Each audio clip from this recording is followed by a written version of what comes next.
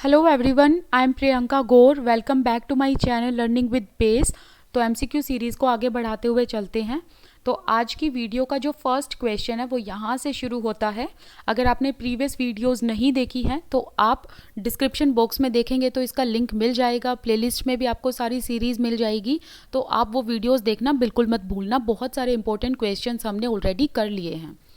चलिए स्टार्ट करते हैं। फर्स्ट क्वेश्चन है द किंगडम ऑफ नोवेयर। यहाँ पर लिस्ट 1 में सारे वर्क्स के नाम दिए गए हैं, लिस्ट 2 में ऑथर्स के नाम दिए गए हैं। तो आपको यहाँ पर मैच करने हैं इन लिस्ट को।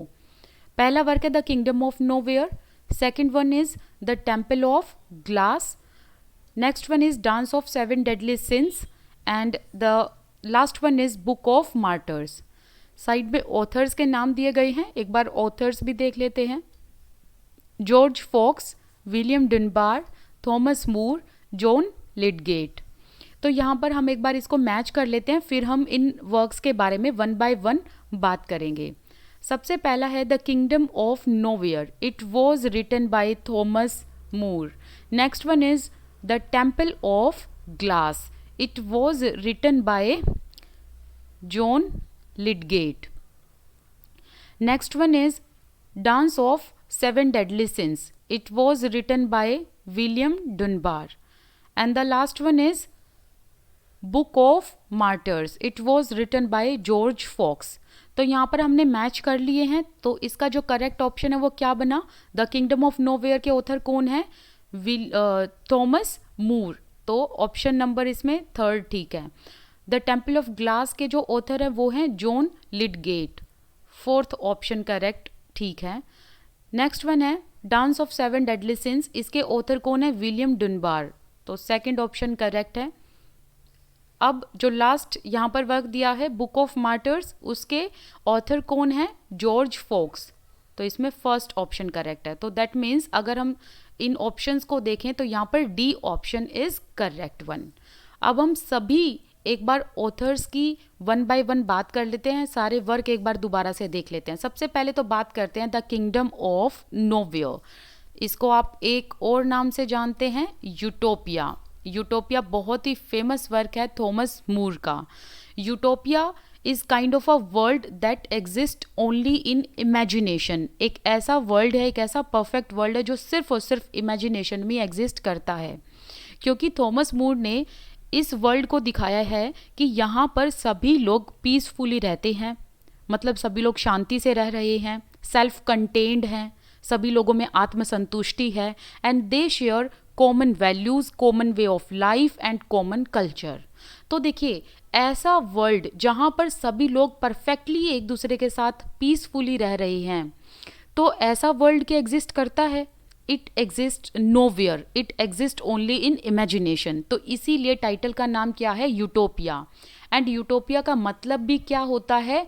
नो वेयर या फिर नो प्लेस, एक ऐसी जगह जो प्रैक्टिकली कहीं एग्जिस्ट नहीं करती, सिर्फ और सिर्फ इमेजिनेशन में ही एग्जिस्ट करती है। इसीलिए टाइटल दूसरा जो है यूटोपिया का वो है द किंगडम ऑफ नोवेयर, और ये लिखा था वर्क थॉमस मूर ने। नेक्स्ट है the temple of glass. The temple of glass एक लॉन्ग लव पोअम है और ये जॉन लिडगेट का वर्क है।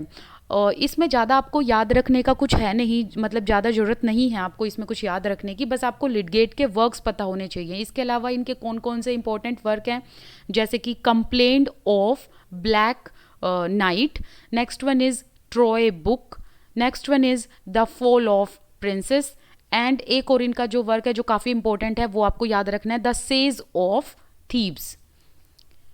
ऑप्शन नंबर सी देखते हैं, डांस ऑफ 7 डेडली सिंस। ये वर्क किसका है? विलियम डनबार का वर्क है।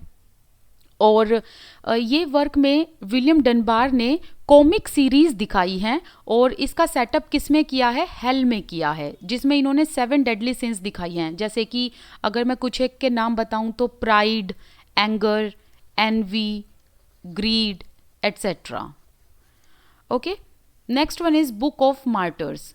ये एक प्रोटेस्टेंट राइटर जॉर्ज फॉक्स ने लिखी थी।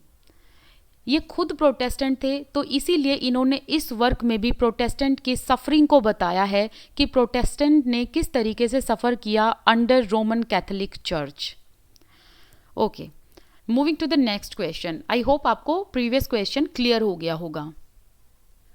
नेक्स्ट यहाँ पर ऑथर्स के नाम दिए गए हैं लिस्ट 2 में। ऑथर्स ने जो जो वर्क लिखे हैं वो दिए गए हैं, तो आपको इस लिस्ट को मैच करना है। Thomas Middleton, Ben Jonson, Shakespeare, Philip Massinger. On the other hand जो वर्क दिए गए हैं वो हैं twelfth night, women beware women, the mask of beauty, a new way to pay old debts. इसका एक बार मैच कर लेते हैं इसको, फिर इसके ऑप्शन देखते हैं। थॉमस मिडल्टन, इनका वर्क कौन सा है? ऑप्शन नंबर 2 इसमें करेक्ट है, विमेन बिवेयर विमेन, ये इनका वर्क है। बेन जॉनसन ने कौन सा वर्क लिखा? The mask of beauty. Shakespeare का कौन सा वर्क है इसमें? Twelfth night. And Philip Massinger का कौन सा वर्क है? A new way to pay old debts. तो इसमें करेक्ट ऑप्शन कौन सा बन गया? आंसर हो गया option number A, that is correct. Okay, चलिए इसमें भी हम 1 बाय 1 हर एक वर्क की ऑथर की बात कर लेते हैं। तो सबसे पहले बात करते हैं विमेन बिवेयर विमेन के बारे में। ये जो वर्क है ये पब्लिश हुआ था 1657 में। ये एक जैकोबियन ट्रेजेडी है एंड इसमें जो मेन कैरेक्टर है जो आपको याद रखना है वो है एक रिच गर्ल की स्टोरी है जो एक पुअर बॉय के प्यार में पड़ जाती है। तो आपको उस रिच गर्ल का नाम याद रखना है, BIANCA, बियांसा, जो कि बहुत ही रिच होती है एंड ये अपने घर से भाग जाती है क्योंकि ये एक लड़के के प्यार में पड़ जाती है और उस लड़के का नाम क्या होता है? लेंटियो, जो कि पुअर बॉय होता है। ठीक है, तो आपको ये 2 कैरेक्टर नाम याद रखने हैं। तो ये दोनों कैरेक्टर किस में है? विमेन बिवेयर विमेन में। और ये वर्क किसका है? थॉमस मिडल्टन का। नेक्स्ट है बेन जॉनसन का जो ये वर्क है द मास्क ऑफ ब्यूटी। ये वर्क ना एक सीक्वल है। किसका सीक्वल है? मास्क ऑफ ब्यूटी सीक्वल है मास्क ऑफ ब्लैकनेस का। एक वर्क इससे पहले ऑलरेडी लिखा जा चुका था, मास्क ऑफ ब्लैकनेस, और इसी का ही सीक्वल है मास्क ऑफ ब्यूटी, जिसमें बेन जॉनसन ने रॉयल कोर्ट की ब्यूटी को शो ऑफ किया, उसके आर्किटेक्ट को दिखाया है। नेक्स्ट है शेक्सपियर का वर्क ट्वेल्थ नाइट। ये जो वर्क है ट्वेल्थ नाइट ये एक कॉमेडी है और इसमें जो आपको मेन कैरेक्टर याद रखना है वो है वियोला। और ज़्यादातर शेक्सपियर के वर्क में कैरेक्टर्स के नाम पूछे जाते हैं। वियोला की लास्ट में जब ये प्ले एंड होता है इनकी शादी हो जाती है क्योंकि इनको जो ड्यूक थे इलिरिया के, मैं उसका नाम लिख देती हूँ, I don't know how would you pronounce that place, ILLYRA, Illyria, इसके ड्यूक थे जिनका नाम था ओर्सिनो। ठीक है, ड्यूक ऑफ इलिरा कौन थे? ओर्सिनो नाम था। वो वियोला को शादी के लिए प्रपोज करते हैं और वियोला इस प्रपोजल को एक्सेप्ट कर लेती है। तो ये दोनों कैरेक्टर किस में हैं? ट्वेल्थ नाइट में हैं और आपको ये याद रखने हैं, बहुत इंपॉर्टेंट है ये। ठीक है, और यहाँ पर फिलिप मैसेंजर का जो ये वर्क है a new way to pay old dates, इसमें आपको एक्स्ट्रा कुछ करने की ज़रूरत है नहीं। जिसमें जो भी एक्स्ट्रा चीज़ें याद करने की होंगी वो मैं आपको हर एक क्वेश्चन में बताती जाऊंगी। चलिए नेक्स्ट क्वेश्चन है लिस्ट 1 में यहाँ पर वर्क दिए गए हैं, लिस्ट 2 में ऑथर्स के नाम दिए गए हैं। पहला है the owl and the nightingale, next one is cuckoo and the nightingale, Volpone the old wives tales. Authors के नाम है Ben Jonson, George Peele, anonymous मतलब यहाँ पर राइटर्स का नाम नहीं पता। तो सबसे पहले बेन जॉनसन का देख लेते हैं कि बेन जॉनसन ने कौन सा वर्क इसमें लिखा है। इनका वर्क है वोल्पोने। जॉर्ज पील का वर्क है the old wives tales. And जो ये है कुकू है, इसके जो राइटर हैं वो किसी को नहीं पता, एनोनिमस है। एंड आउल एंड नाइटिंगेल के भी राइटर एनोनिमस है, किसी को नहीं पता है इनके राइटर कौन है। तो एक बार ऑप्शन देख लेते हैं कौन सा करेक्ट है। हमने सी का 1 किया है एंड डी का हमने 2 किया है। तो ऊपर चल लेते हैं, हमने सी का 1 किया, डी का 2 किया, तो दैट मीन्स यहाँ पर option number C is correct. Okay, तो यहाँ पर भी एक बार थोड़ा सा 1 बाय 1 हम वर्क की बात कर लेते हैं, थोड़ा सा इसको भी डिटेल में करने की ज़रूरत है। सबसे पहले बात करते हैं आउल एंड नाइटिंगेल के बारे में। इसमें से नेट में क्वेश्चन भी पूछा गया है, वो भी मैं आपको बताऊंगी कि किस तरीके का क्वेश्चन इस वर्क में से आया हुआ है। आउल एंड नाइटिंगेल, इन दोनों के बीच में डिबेट चल रही होती है कि कौन किससे बेहतरीन है, कौन किससे अच्छा है। और ये दोनों डिबेट में एक दूसरे पर ताने भी कसते हैं, एक दूसरे की आवाज़ को नीचा दिखाते हैं, मतलब एक दूसरे को ना डिमीन करते हैं ये। ठीक है, नाइटिंगेल कहती है कि नाइटिंगेल आउल को कहती है कि तुम्हारी फिजिक बहुत बेकार है, तुम्हारी आवाज़ बहुत हार्श है, और मेरी आवाज़ देखो कितनी मीठी है। On the other hand owl क्या कहते हैं कि मेरी आवाज़ बहुत अच्छी है, लोगों को बहुत पसंद आती है, मेरी आवाज़ से लोगों को अपने सिन का रियलाइजेशन होता है और फिर वो बाद में रिडेम्पशन करते हैं। तो इस तरीके से इनका डिबेट चलता रहता है, यहाँ तक तो ठीक है। लेकिन नेट में क्वेश्चन फिर देखिए क्या आता है कि ये दोनों बर्ड जो है आउल एंड नाइटिंगेल, ये एक दूसरे के साथ जब लड़ाई कर रहे होते हैं, डिबेट कर रहे होते हैं, तो इनमें से क्वेश्चन ये आता है कि इनमें से बेस्ट कौन है। तो ये दोनों अपने जजमेंट के लिए कि इन दोनों में से बेस्ट कौन है, तो ये एक आदमी के पास जाते हैं जिनका नाम क्या होता है, मैं यहाँ पर नाम लिख देती हूँ, इनका नाम काफ़ी इंपॉर्टेंट है इसमें, निकोलस ऑफ गिल्डफोर्ड। तो ये दोनों बर्ड कहाँ पर जाते हैं, निकोलस ऑफ गिल्डफोर्ड के पास, क्योंकि इन्हें लगता है कि ये बेस्ट जजमेंट दे पाएंगे। और नेट में भी यही एग्ज़ाम आया था कि इन दोनों ने बेस्ट जजमेंट के लिए किस मास्टर को चुना था। तो इनके मास्टर कौन थे, निकोलस ऑफ गिल्डफोर्ड। ठीक है, तो आपको इस तरीके से इस वर्क को याद करना है। तो यहाँ पर मैंने एक इंपॉर्टेंट क्वेश्चन यह बता दिया है, आपको अब इसको याद रखना है। नेक्स्ट है कुकू एंड नाइटिंगेल। इसके बारे में हम प्रीवियस वीडियोस में बात कर चुके हैं, इसके बारे में हम एक्स्ट्रा अब यहाँ पर और कुछ बात नहीं करेंगे। फिर है वोल्पोने। ये जो वर्क है इसको 5 वीक में कंप्लीट किया गया था। एक कॉमेडी प्ले है और बहुत ही फाइनेस्ट कॉमेडी प्ले ये बेन जॉनसन ने लिखा था, वोल्पोने। और इसमें जो ये कैरेक्टर है वोल्पोने, ये काफ़ी मिस्चीवियस कैरेक्टर दिखाया है, और इस कैरेक्टर में ना एक ग्रीड भी देखने को मिलती है, एक तरीके का लालच भी देखने को मिलता है। एंड इस वर्क का थीम भी क्या है, पावर एंड ग्रीड। वोल्पोने का मतलब ही क्या होता है, फॉक्स, लोमड़ी।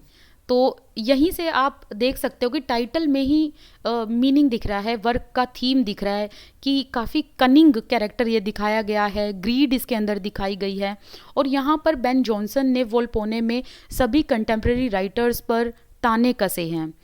इस वर्क को ग्लोब थिएटर में परफॉर्म किया गया था।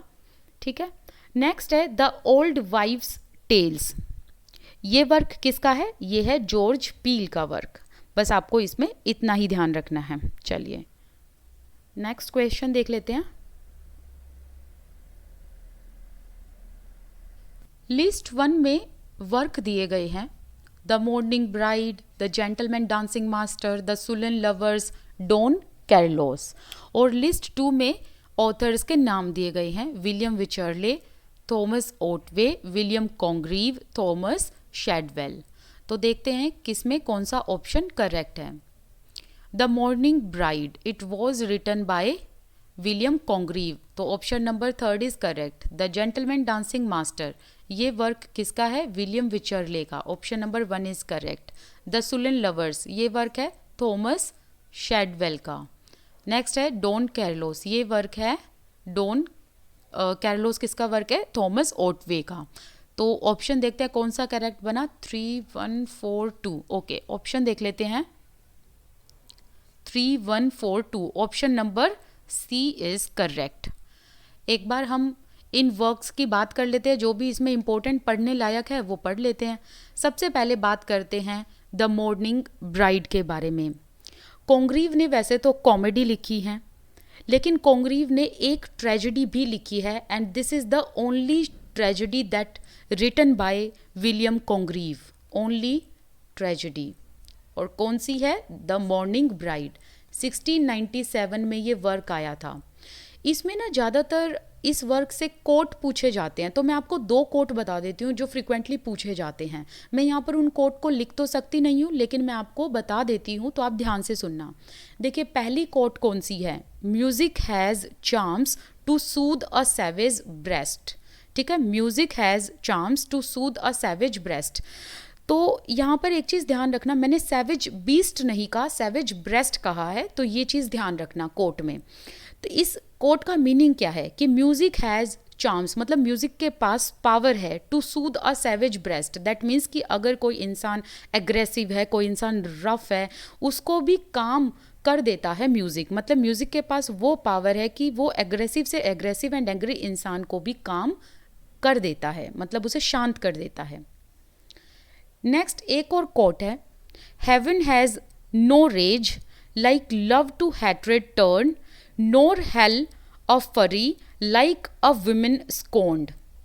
इस लाइन का मतलब है, यहाँ पर कॉन्ग्रीव कहते हैं कि अगर एक वुमेन की इंसल्ट कर दी जाए, उसे रिडिक्यूल कर दिया जाए, या उसे प्यार में जब रिजेक्शन मिलता है, तो उसका एंगर हेल के एंगर से भी ज़्यादा बड़ा होता है।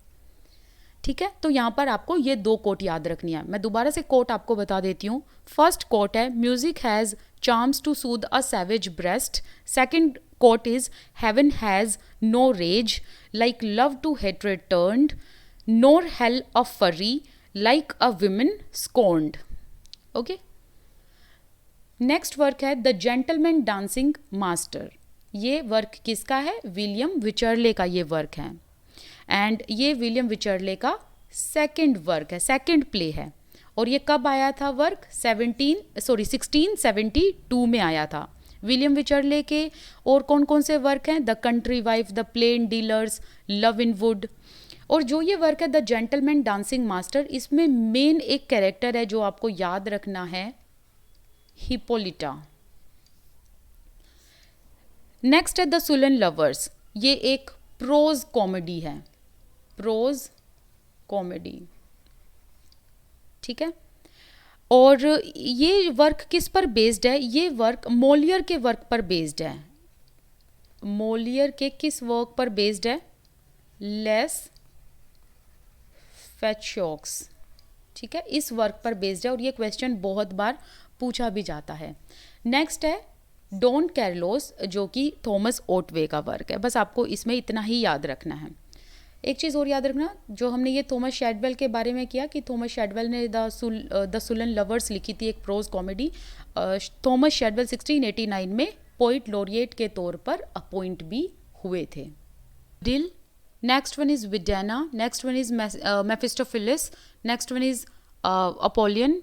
तो यहाँ पर आपको ये बताना है कि ये कैरेक्टर किस किस ऑथर ने किस किस वर्क में डाले हैं। तो सबसे पहले बात करते हैं बॉबडिल के बारे में। ये बेन जॉनसन ने इस कैरेक्टर को अपने work every man in his humour में डाला है। किसमें? Every man in his humour. और कैरेक्टर का नाम है बॉबडिल, और every man in his humour work किसने लिखा? जॉनसन ने, बेन जॉनसन ने। नेक्स्ट है विडेना। ये वर्क सैकविल ने डाला है। किसमें? गोरबोडक में। गोरबोडक किसका वर्क है? सैकविल एंड नॉर्टन का वर्क है, उसमें एक कैरेक्टर है गोरबोडक में, विडेना। नेक्स्ट है मेफिस्टोफिलिस। मेफिस्टोफिलिस क्रिस्टोफर मार्लो ने अपने किस वर्क में डाला है? डॉक्टर फॉस्टस में। नेक्स्ट है अपोलियन। ये है कैरेक्टर किस वर्क में? द पिलग्रिम्स प्रोग्रेस में। और ये वर्क किसने लिखा है? द पिलग्रिम्स प्रोग्रेस, जॉन बुनियन ने। ठीक है, तो इसमें करेक्ट ऑप्शन कौन सा हुआ? Option number A. तो एक बार दोबारा से बात कर लेते ताकि आपकी कंफ्यूजन जो वो दूर हो जाए। पहले कैरेक्टर है बॉबडिल, जो कि एक कैप्टन है, कैप्टन बॉबडिल। ये किस वर्क में है? Every man in his humour, and this work was written by Ben Jonson. Next is Videna. ये है गोरबोडक में, ये कैरेक्टर गोरबोडक में है, and the work is written by Sackville and Norton. Next one character is Mephistopheles, and this character was inserted by Dr. By Christopher Marlowe in Doctor Faustus. Next one is Apollyon. ये जो character हैं वो हैं the pilgrim's progress में, and pilgrim's progress किसने लिखी है? John बुनियन ने। लिस्ट 1 में वर्क दिए गए हैं, लिस्ट 2 में ऑथर्स के नाम दिए गए हैं। एक बार लिस्ट 1 देख लेते हैं। The relapse, the rival queens, the confederacy, Cleomenes. और साइड में जो ऑथर्स है वो भी देख लेते हैं। Nathaniel Lee, John Vanbrugh, William Congreve and John Dryden. एक बार इन लिस्ट को मैच कर लेते हैं। द रिलैप्स, ये वर्क किसका है? This work was written by John Vanbrugh. और इसी का एक और टाइटल भी दिया है, virtue in danger. The relapse का एक और ऑल्टरनेट टाइटल है वर्च्यू इन डेंजर। ये वर्क किसका है? जॉन वैनब्रू का वर्क है। तो ऑप्शन ए का सेकंड जो ऑप्शन है वो ठीक है, करेक्ट है, ए का सेकंड। नेक्स्ट है the rival queens. The rival queens किसका है? नथानियल ली का वर्क है। तो इसका करेक्ट ऑप्शन हो गया यहाँ पर बी का 1 हो गया। द राइवल क्वींस का भी एक और ऑल्टरनेट नेम है the death of Alexander the great. यहाँ पर अलेक्जेंडर पोप की बात नहीं हो रही है, ध्यान रखना, ठीक है। तो इसका ऑल्टरनेटिव नेम क्या है? The death of Alexander the great, and the story revolves around Alexander the great and his 2 wives. एक होती है रोक्साना, अलेक्जेंडर की एक वाइफ कौन सी होती है? रोक्साना। और एक होती है स्टेटीरा। नेक्स्ट है the confederacy. This work was also written down by John Vanbrugh. पता नहीं यहाँ पर ऑप्शन ओके हाँ, ऑप्शन 2 ही यहाँ पर करेक्ट होगा। यहाँ पर विलियम कॉन्ग्रीव क्यों दिया हुआ है ये नहीं पता। नेक्स्ट है, मैं यहाँ पर इसको इरेज कर देती हूँ, ये करेक्ट है, ये बिल्कुल करेक्ट है। क्लियोमीन्स, ये वर्क किसका है? ये वर्क है जॉन ड्राइडन का। तो यहाँ पर जो MCQ का आज का टॉपिक है वो हम आज यही कंप्लीट करते हैं। अगर आपको वीडियो अच्छी लगी है तो प्लीज़ आप कमेंट सेक्शन में ज़रूर बताइएगा। This side Priyanka Gaur, I wish you all the best, keep learning and please take a moment to subscribe my channel and share this video. और आप मुझे इंस्टाग्राम अकाउंट पर फॉलो करना बिल्कुल मत भूलना।